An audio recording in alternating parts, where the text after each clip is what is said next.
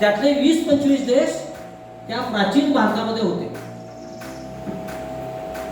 त्या प्राचीन भारतावर पहिलं आक्रमण कोणाचं झालं माहितीये का आपल्याला? अफगाणिस्तानातल्या लोकांना, इराण मधल्या लोकांना वाटायला लागेल त्यावेळेला ते म्हणतील की आम्हाला तुमच्यामध्ये सामावून घ्या आणि पुन्हा एकदा तो अखंड भारत बनायला लागेल. पण आपली जबाबदारी काय आहे? आपल्या आजच्या स्वातंत्र्य दिनाच्या आपल्या शाळेच्या कार्यक्रमाचे प्रमुख पाहुणे माननीय उदयजी चितळे, आपल्या शाळेचे प्रबंधक मोहनजी भिडे, आपल्या शाळेच्या कार्यकारिणीचे विद्यार्थीचे सगळे पदाधिकारी, आपल्या शाळेच्या माननीय मुख्याध्यापिका, सर्व शिक्षक, पालक आणि सर्व विद्यार्थी बंधू भगिनींना, सगळ्यात प्रथम मी आपल्या सगळ्यांना या 80व्या स्वातंत्र्य दिनाच्या शुभेच्छा देतो. मी भाषण करणार नाहीये, जरी वक्ता म्हणून सांगितलेलं असलं तरी मी भाषण करणार नाहीये. तर थोडीशी माहिती मी आपल्याला सांगणार आहे आणि काही थोडे मी प्रश्न विचारणार आहे. आपण त्याची उत्तर देण्याचा सगळ्यांनी प्रयत्न करायचा.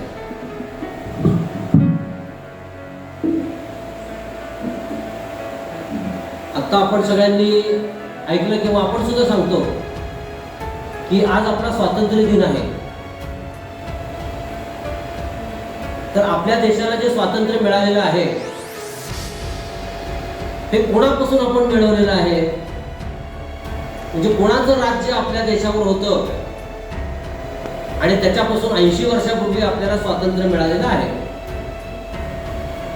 ज्याला उत्तर सांगायचं त्यानं हात वर करायचा. कोणापासून आपल्याला स्वातंत्र्य मिळालं? इंग्रजांच्यापासून. बरोबर. इंग्रजांचं आपल्या देशावरती राज्य होतं आणि ते राज्य उलथून टाकून आपण स्वराज्य मिळवलं 80 वर्षापूर्वी. पण हे काय आपलं पहिलं आक्रमण होतं का आपल्या देशावरती? नव्हतं.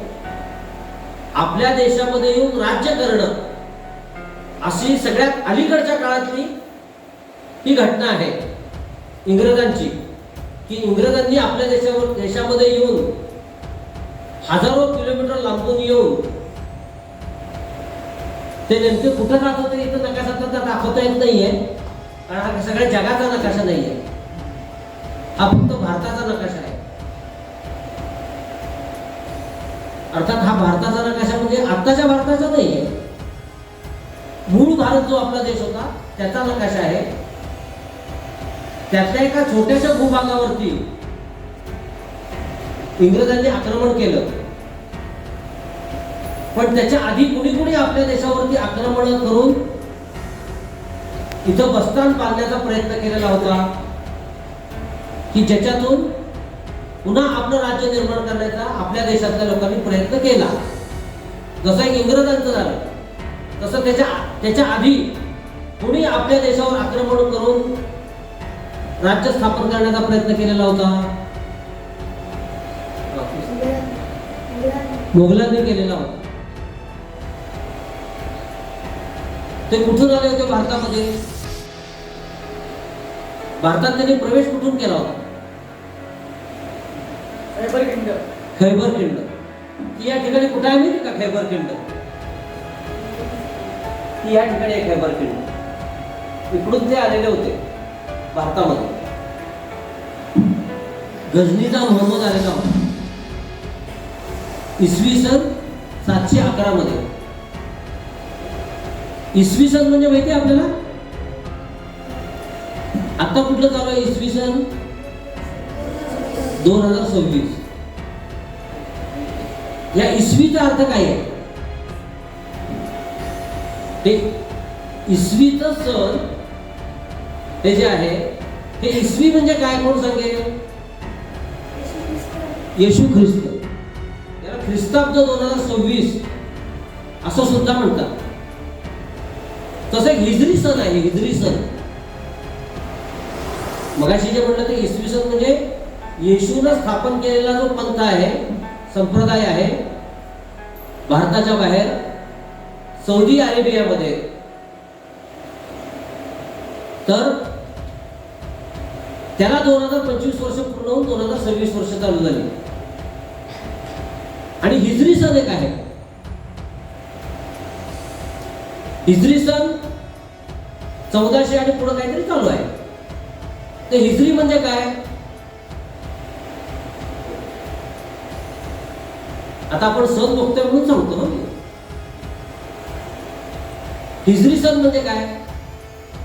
कोण सांगू शकेल? ज्या व्यक्तीने इस्लामची स्थापना केली ती व्यक्ती म्हणजे मोहम्मद पैगंबर, ज्यांचा जन्म सुद्धा सौदी अरेबियामध्येच झालेला होता. ते मक्का नावाच्या शहरामध्ये राहत होते. तिथल्या लोकांना त्यांना जो संदेश आलेला होता ईश्वराकडून, ज्या ईश्वराला ते अल्लाह म्हणत होते, तो संदेश मक्केतल्या लोकांना सांगण्याचा ते प्रयत्न करत होते. पण त्या लोकांनी ऐकला नाही. त्यांना तिथून हाकलून लावलं लोकांनी आणि त्यांनी तिथून पलायन केलं आणि मक्केपासून 100 किलोमीटर अंतरावरच्या मदिना नावाच्या शहरामध्ये ते गेले आणि तिथल्या लोकांनी ते ऐकलं आणि इस्लामची स्थापना झाली.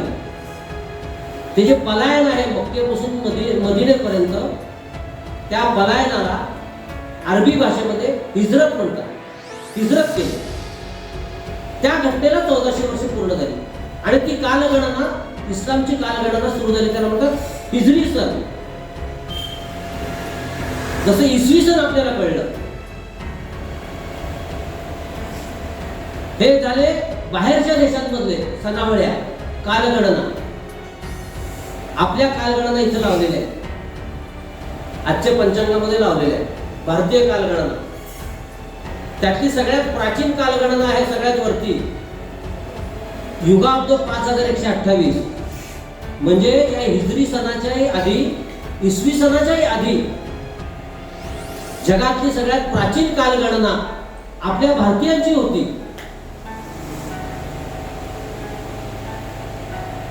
ती कालगणना, आत्ताची जी कालगणना आहे अलीकडच्या काळातली, ते युगाब्द म्हणजे कलियुगाब्द आहे. तर हे कधी सुरू झालं? कलियुगाब्द 5128 वर्षापूर्वी. कोणी चालू केलं ते? कोणाला माहिती आहे? ते कलियुगाब्द 5128 कोणी चालू केलं? त्याची कुठली घटना आहे? जसं आपल्याला हिजरी सणाची सांगितली की ज्याचा मोहम्मद पैगंबराच्या हिजरीशी, हिजरताशी संबंध आहे. त्यांनी ती कालगणना सुरू केली मोहम्मद पैगंबरांनी, म्हणजे जी इस्लामची कालगणना. येशूची कालगणना 2026 वर्षापूर्वी सुरू झाली. तशी ही 5128 ही कालगणना सुरू व्हायला कोणता प्रसंग घडला आपल्याला माहिती आहे का? महाभारताचं युद्ध झालं, कौरव आणि पांडवांचं युद्ध झालं आणि त्याच्यामध्ये पांडवांचा विजय झाला आणि पांडवांचा सगळ्यात मोठा भाऊ युधिष्ठिर, त्याचा राज्याभिषेक झाला आणि ती कालगणना सुरू झाली. त्या कालखंडाला असं म्हणलं जातं की त्या वेळेपासून कलियुग सुरू झालं. ते कलियुगाब्द 5128 आहे. तो दिवस होता वर्ष प्रतिपदेचा, म्हणजे गुढीपाडव्याचा. तर हे कलियुग 5128 वर्षापूर्वी सुरू झालं. त्याच्या आधी कुठलं युग होतं? कोणी सांगितलं? शाबास, टाळ्या वाजवतात. द्वापर युग होतं. हे द्वापर युग कोणाच्या काळात सुरू झालं? भगवान श्रीकृष्णांच्या काळामध्ये. याच्या आधी कुठलं युग होतं? त्रेतायुग. भगवान श्रीरामांच्या काळामध्ये त्रेतायुग सुरू झालं. आणि त्याच्या आधी कुठलं युग होतं? सत्ययुग होतं. सत्ययुग कधी सुरू झालं? ते कोणी सुरू केलं? ज्या दिवशी सृष्टी निर्माण झाली, या पृथ्वीची निर्मिती झाली, पृथ्वीवरती सृष्टी निर्माण झाली, म्हणजे जीवसृष्टी निर्माण झाली, तो या जीवसृष्टीचा पहिला दिवस, सत्ययुगाचा पहिला दिवस लाखो वर्षापूर्वी सुरू झाला. त्यावेळेला सगळ्यात पहिल्यांदा मानव कुठं निर्माण झाला? तर आत्ता हा जो नकाशा आहे आपल्या समोर जो दिसतोय, या ठिकाणी मानव निर्माण झाला. तर ब्रह्मदेवाने ही सृष्टी निर्माण केली. सत्ययुग सुरू झालं. तर सत्ययुग हे निर्माण झालं, तर त्यावेळेपासून ही कालगणना सुरू झालेली आहे. आपल्या भारताची कालगणना किंवा पृथ्वीची कालगणना आपण म्हणू, ती सुरू झालेली आहे. मगाशी विषय मी सांगितला, आपल्या देशावर आक्रमण कोणी कोणी केली. त्यातलं आपलं अलीकडच्या काळातलं आक्रमण आपण सांगितलं, इंग्रजांचं आक्रमण 80 वर्षापूर्वी.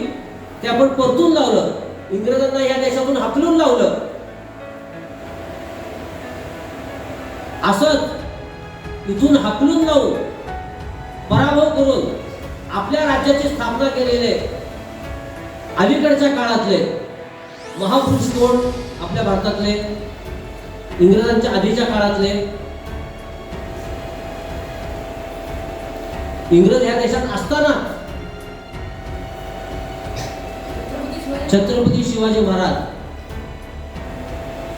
यांनी 350 वर्षापूर्वी आपल्या हिंदवी स्वराज्याची स्थापना केली.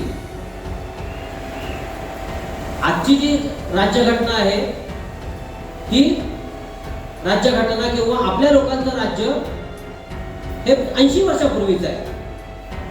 वेगवेगळी आक्रमणं जी झाली, जसं इस्लामचं आक्रमण आपण सांगितलं, तशी अनेक आक्रमणं आपल्या देशामध्ये झालेली आहेत. त्यातली इथे एक कालगणना लिहिलेली आहे. शालिवाहन शक 1948. त्यातलं जे शक आहे ना, शक हा सुद्धा आक्रमक होता. तो सुद्धा खैबर खिंडीमधून भारतात आलेला होता. त्याचा पराभव शालिवाहनाने केला आणि आपल्या नावाचं संवत्सर चालू केलं. त्या घटनेला 1948 वर्ष पूर्ण झालेली आहे. 1947 पूर्ण, 1948 चालू आहे. वास्तविक तिथे शालिवाहन संवत्सर लिहायला पाहिजे, कारण शक हा आक्रमक होता. आपण उद्यापासून त्याची किंवा नंतर दुरुस्ती करूया. जसं आपण विक्रम संवत्सर लिहिलेला आहे, विक्रमादित्यानं शालिवाहन शकांचा, हुणांचा पराभव केला आणि आपल्या नावाचं संवत्सर चालू केलं 2082 वर्षापूर्वी.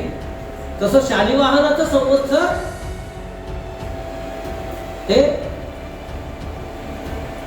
1948 वर्षापूर्वी सुरू झालं. आपल्याला इंग्रजांनी आपल्या देशातल्या बुद्धिमान लोकांचा बुद्धिभेद केल्यामुळे आजही आपण शके 1948 असं म्हणतो. तर आपण शके म्हणण्याचं कारण नाहीये, आपण शालिवाहन संवत्सर 1948 असं म्हणलं पाहिजे. कारण आपण आपल्या स्वतंत्र देशामध्ये राहतोय.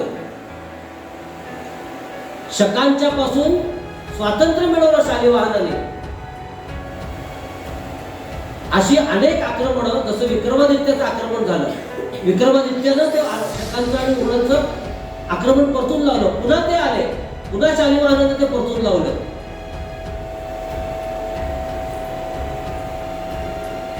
तसं 2082 वर्षापूर्वी आणखीन एक आक्रमण आपल्या देशावरती झालेलं होतं, परकीयांचं आक्रमण.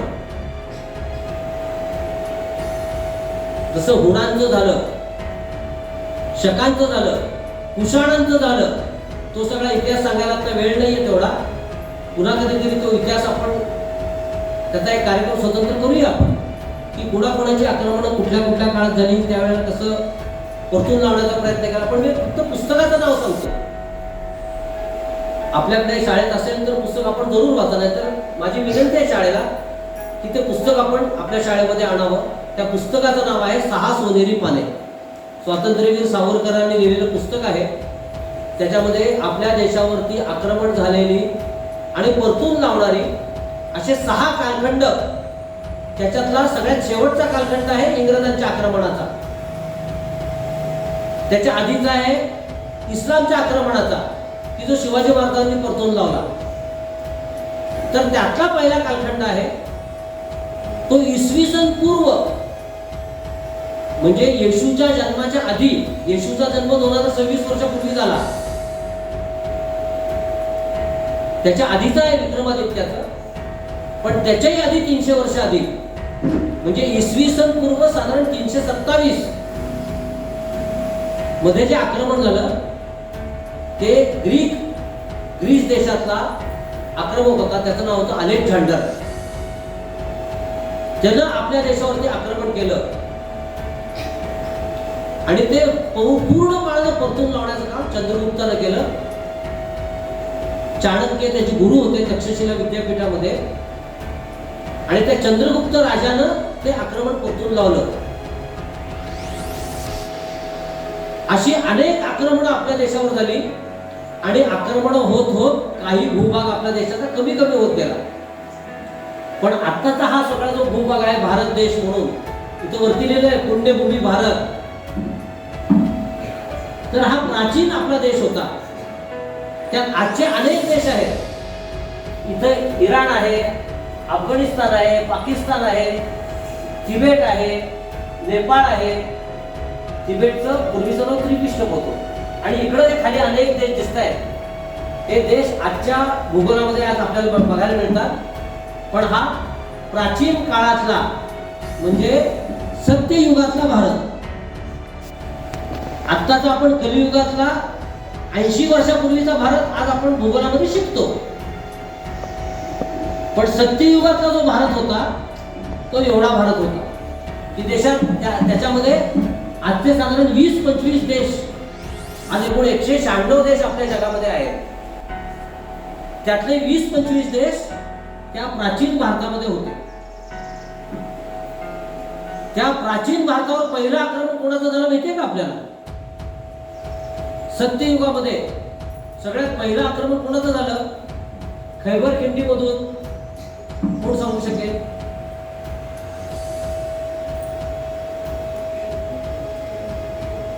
हिरण्याक्ष याचं आक्रमण झालं.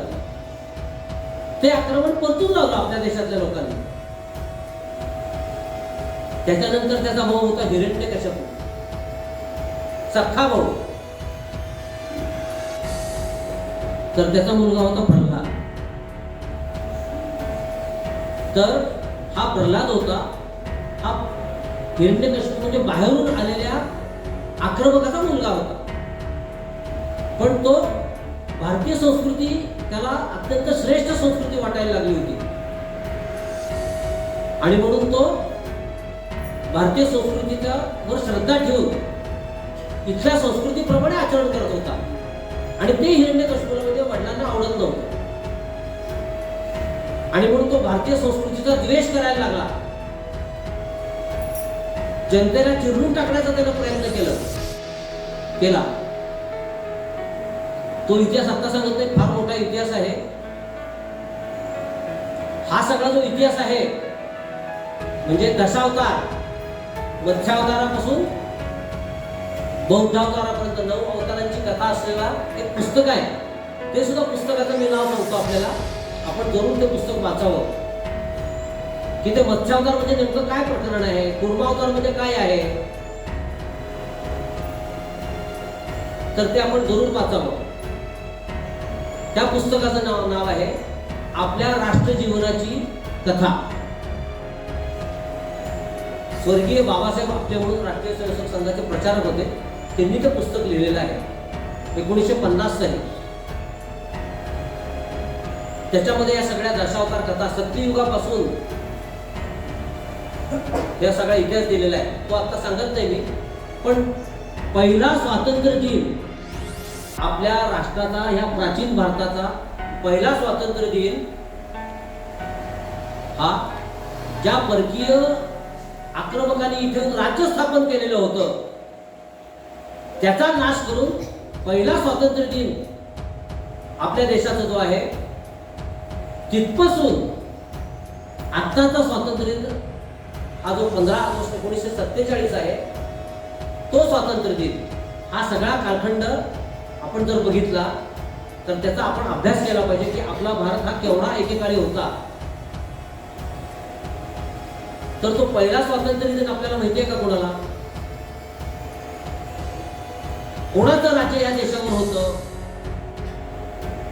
तर हा जो हिरण्यकशिपूचा मुलगा प्रल्हाद, त्याचा मुलगा विरोचन आणि त्याचा मुलगा बली होता. बली म्हणजे हिरण्यकशिपूचा नातू. तो ह्या देशावरती राज्य करत होता आणि इथल्या लोकांना छळत होता. तर त्याचा नाश ज्यांनी केला त्याचं नाव होतं वामन. आपल्या दशावतारांमध्ये वामन अवतार आहे. तर त्या वामनाने त्याचा नाश केला म्हणजे त्याला या देशातून हाकलून लावलं. ज्याला म्हणतात पाताळ लोकात पाठवलं, म्हणजे आफ्रिका खंडात पाठवलं. आफ्रिका खंड हा भारताचाच भाग होता. नंतर जलप्रलयामुळे उल्कापालखीमुळे आफ्रिका खंड वेगळा झाला आणि आज ज्याला आपण अरबी समुद्र म्हणतो, गंगा सागर, तो निर्माण झालेला आहे आणि तो भारतापासून वेगळा झाला. आफ्रिका खंड आज आपण ज्याला म्हणतो तो एकेकाळी भारताचाच भाग होता. तर त्या वामनाने त्या बलीचा पराभव करून त्याला हाकलून लावलं भारतामधून. तो आपला पहिला स्वातंत्र्य दिन. तो स्वातंत्र्य दिन त्या वेळापासून म्हणजे सत्ययुगातली गोष्ट नाही, त्या वेळापासून आजपर्यंत आपण तो स्वातंत्र्य दिन साजरा करतो. त्या स्वातंत्र्य दिनाला काय म्हटलं जातं माहिती का? कोण सांगेल?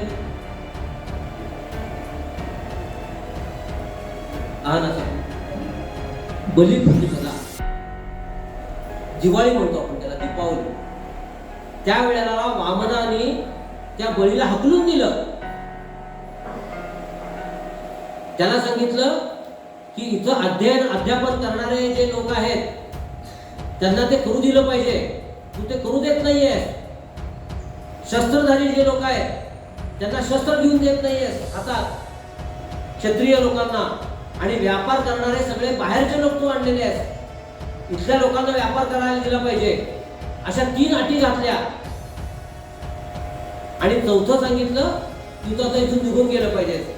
म्हणून वामनाची 3 पावलं आणि चौथं पाऊल डोक्यावर ठेवण्याचे म्हणतात बळीच्या. तर ही कथा आहे, दशावताराची कथा. आणि त्यावेळेला सगळे लोक आनंदित झाले आणि पहिला स्वातंत्र्योत्सव आपल्या देशातल्या लोकांनी साजरा केला, तो 5 दिवसाचा. पण त्या बळीचं राज्य त्यांनी सुखसोयी सगळ्या चांगल्या केलेल्या होत्या. त्यांच्याबद्दल द्वेष मनात न ठेवता त्याच्या नावाचं स्मरण म्हणून बलिप्रतिपदा आज आपण दिवाळीमध्ये साजरी करतो. तो पहिला आपल्या देशाचा स्वातंत्र्य दिन आहे. आणि मग आपल्याला आपण अलीकडच्या 1400 वर्षाचा इतिहास जर बघितला तर आपल्या देशाच्या सीमा आकुंचित कशा झाल्या, इस्लामची घोडदौड कशी झाली आणि त्या घोडदौडीमध्ये आज इराण आपल्या देशामधून बाहेर कसा गेला, हा अफगाणिस्तान हा वेगळा कसा झाला, की ज्या अफगाणिस्तान मधली गांधारी, त्याला आता कंदाहार म्हणतात, तिथली गांधारी कौरवांची आई होती, धृतराष्ट्राची पत्नी होती. महाभारतामध्ये म्हणजे 5000 वर्षापूर्वी. या भागामध्ये कैकई प्रदेश आहे, तिथली कैकई रामाची सावत्र आई होती, दशरथ राजाची पत्नी होती. तर असा हा आपला प्राचीन देश आहे.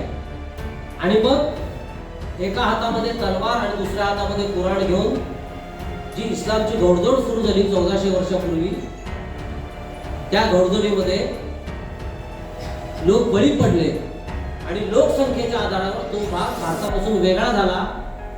इराण वेगळा झाला. पर्शियन लोक होते, मूळ खरं भारतीयच लोक होते, पण तिथे वेगळा एक पंथ निर्माण झाला आणि मग तिथल्या लोकांना हाकलून लावलं. आज तो मुस्लिम देश म्हणून ओळखला जातो आणि तिथे एक वेगळा पंथ निर्माण झाला. वास्तविक तो भारतीयच लोकांनी स्थापन केलेला होता, ज्यांना आज पारशी म्हणलं जातं. ते लोक नंतर भारतामध्ये आले. अफगाणिस्तान वेगळा झाला. इकडचा हा सुद्धा जो भाग आहे हा वास्तविक बौद्ध आहेत, भारतीय धर्मातले, हिंदू धर्माच्या अंतर्गत बौद्ध. हा भाग वेगळा झाला. वेगवेगळे देश वेगवेगळे झाले पंथाच्या आधारावर. आपल्याला माहिती आहे रावण श्रीलंकेमधला होता,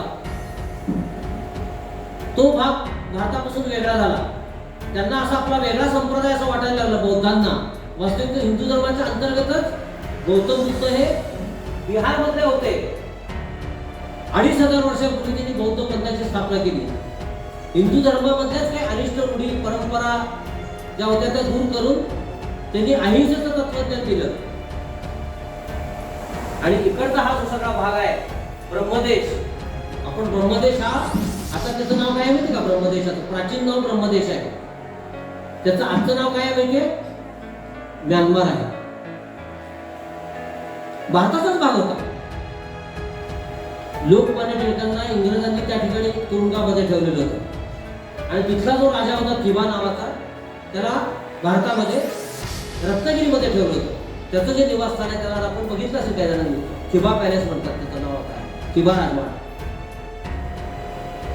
इकडे खाली इंडोनेशिया, मलेशिया, बाली बेट जी दिसत आहे, आज ती मुस्लिम राष्ट्र म्हणून ओळखली जातात, पण हा सगळा भारताचा भाग होता. आजही तिथं रामायण वाचलं जातं, रामायणावरती नाटकं होतात. तिथलं जे चलन आहे त्याच्यावरती गणपतीचं चित्र आहे, जरी ते मुस्लिम देश म्हणून जरी असला तरी. असा हा सगळा आपला हा प्राचीन भारत, ज्याला म्हणू आपण सत्ययुगातला भारत, असा हा आहे.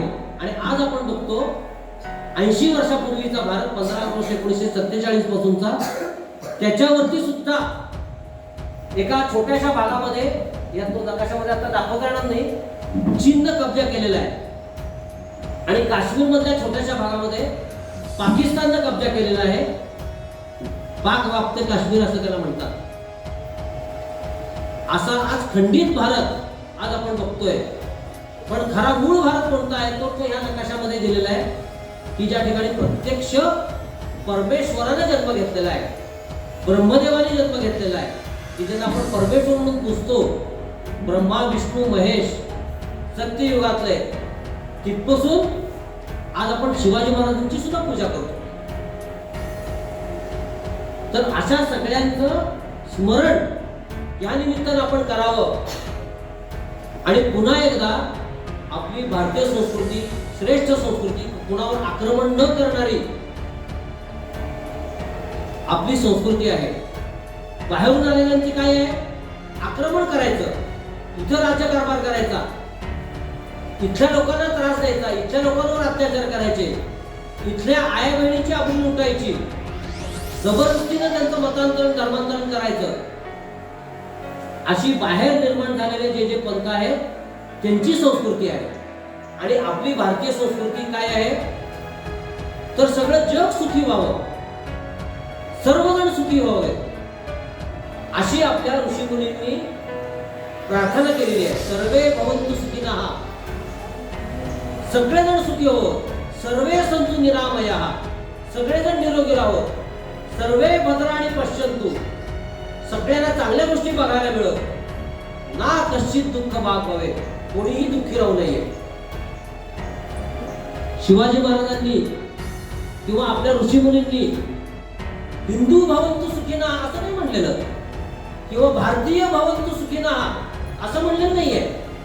या पृथ्वीवरचे माणसं नाही तर जीव जंतू सृष्टी ही सुद्धा सुखी झाली पाहिजे, अशी प्रार्थना केलेली आहे. अशी अत्यंत श्रेष्ठ संस्कृती भारतीय संस्कृती की ज्याच्यामध्ये आपण सगळ्यांनी जन्म घेतला आणि संपूर्ण विश्व सुखी व्हायचं असेल, विश्व शांती निर्माण व्हायची असेल, तर या भूमीमध्ये जन्म घेतलेले सगळे लोक यांनी जर ही संस्कृतीचं आचरण करायला सुरुवात केलं तर संपूर्ण जगामध्ये विश्वशांती नांदेल. पण त्याच्यासाठी सुरुवातीला काय करायला पाहिजे? आत्ताचा जो खंडित भारत आहे की जो 15 ऑगस्ट 1947 साली निर्माण झालेला आहे, त्या लोकांनी म्हणजे आपण सगळ्यांनी जर असं ठरवलं की ह्या भारतीय संस्कृतीवर आपण श्रद्धा ठेवायची, त्या संस्कृतीप्रमाणे आपण जगायला शिकायचं, म्हणजे धर्मानं आचरण करायला शिकायचं. कुठला धर्म आहे? तर मानव धर्म आहे. काय आहे? तर भावानं भावाचं रक्षण करायचं, भावानं बहिणीचं रक्षण करायचं, आई वडिलांनी मुलांचं संगोपन करायचं, मुलांनी आई वडिलांची म्हातारपणामध्ये सेवा करायची, शेजारच्याची सेवा करायची. शेजार धर्म, पुत्र धर्म, पती धर्म, पत्नी धर्म, मातृधर्म, पितृधर्म, असं करत करत विश्व धर्मापर्यंत ही धर्माची शिकवण ज्या आपल्या देशामध्ये मिळाली अशी शिकवण भारताबाहेर कुठेही मिळालेली नाहीये. ते जर करायचं आपण ठरवलं तर हळूहळू आपल्या आचरणामुळे पुन्हा हे पाकिस्तान आहे, बांगलादेश आहे, हे आपल्या आचरणामुळे पुन्हा भारताचा भाग बनू शकतात. भारतामध्ये येण्याची इच्छा त्यांच्यामध्ये निर्माण होऊ शकते. कारण बाकीचे धर्म हे जबरदस्तीनं आणि लालूच पंथ हे निर्माण झालेले आहेत. तर भारतातले लोक सुखी आहेत. भारतीय संस्कृती श्रेष्ठ संस्कृती आहे जगामध्ये. हे ज्या वेळेला पाकिस्तानातल्या लोकांना, बांगलादेशातल्या लोकांना, ब्रह्मदेशातल्या लोकांना, इंडोनेशियातल्या लोकांना, अफगाणिस्तानातल्या लोकांना, इराणमधल्या लोकांना वाटायला लागेल, त्यावेळेला ते म्हणतील की आम्हाला तुमच्यामध्ये सामावून घ्या आणि पुन्हा एकदा तो अखंड भारत बनायला लागेल. पण आपली जबाबदारी काय आहे की श्रेष्ठ संस्कृतीप्रमाणे आपण आचरण केलं पाहिजे. जबरदस्तीनं कुठल्या तरी मुलीला पळवून आणलं आणि तिच्याशी लग्न केलं, त्याला आजच्या काळात नाव काय माहिती का आपल्याला? कोण सांगेल? लव जिहाद असं त्याला आज नाव. आपण काही जणांनी आपल्याकडे काही ऐकलं असेल. तर जबरदस्ती नाही, लालूच दाखवून नाही, तर श्रेष्ठ संस्कृती, पती धर्म, पत्नी धर्माचं पालन करणारे लोक. आज वाटलं 2-3 मुलांना जन्माला घातलं, सोडून दिलं, दुसऱ्या मुलीशी लग्न केलं, अशा पद्धतीनं नाही, तर खऱ्या अर्थानं सुखी भारतीय संस्कृतीचं आचरण केल्यानंतर मानव सुखी राहू शकतो. हे ज्या वेळेला या बाकीच्या सगळ्या देशातल्या लोकांना वाटेल, त्यावेळेला ते म्हणतील भारताचा भाग आम्ही व्हावं, असं वाटायला लागेल. त्यामुळे आपल्या सगळ्यांची जबाबदारी आहे की आजचा खंडित भारत पुन्हा अखंड ही पुण्यभूमी भारत ही जर व्हायची असेल तर आपण सगळ्यांनी आपल्या श्रेष्ठ संस्कृतीच्या प्रमाणे आचरण करायला पाहिजे. ती संस्कृती आपण सगळ्यांनी समजून घ्यावी. ती समजणं किंवा ती समजून सांगणं हे असं का या भाषणाचा विषय नाही आहे. आपल्या या विद्याभारतीच्या शाळेचे आपण विद्यार्थी आहोत. आपल्याला सगळे आपण नशीबवान आहोत, आपण सगळे भाग्यवान आहोत की अशा एका संस्थेच्या शाळेमध्ये आपल्याला शिकायला मिळते की जी शाळा आपली भारतीय संस्कृती किती श्रेष्ठ आहे हे समजून सांगण्याचा प्रयत्न करते आहे. त्यामुळे वेगळी भाषणं करायची काही आवश्यकता नाही आहे. पण आज या 15 ऑगस्टच्या निमित्तानं, या स्वातंत्र्य दिनाच्या निमित्तानं आपला भारत देश आज कसा आहे, पूर्वी कसा होता, आपली संस्कृती कशी श्रेष्ठ आहे हे थोडक्यात मी आपल्याला सांगण्याचा प्रयत्न केलेला आहे. आपण अधिक वाचन करून आपल्या शाळेतल्या वेगवेगळ्या कार्यक्रम उपक्रमांच्या माध्यमातून आपण ती अधिक समजून घ्यावी अशी आपल्या सगळ्यांना मी विनंती करून माझं बोलणं मी या ठिकाणी थांबवतो. नमस्कार.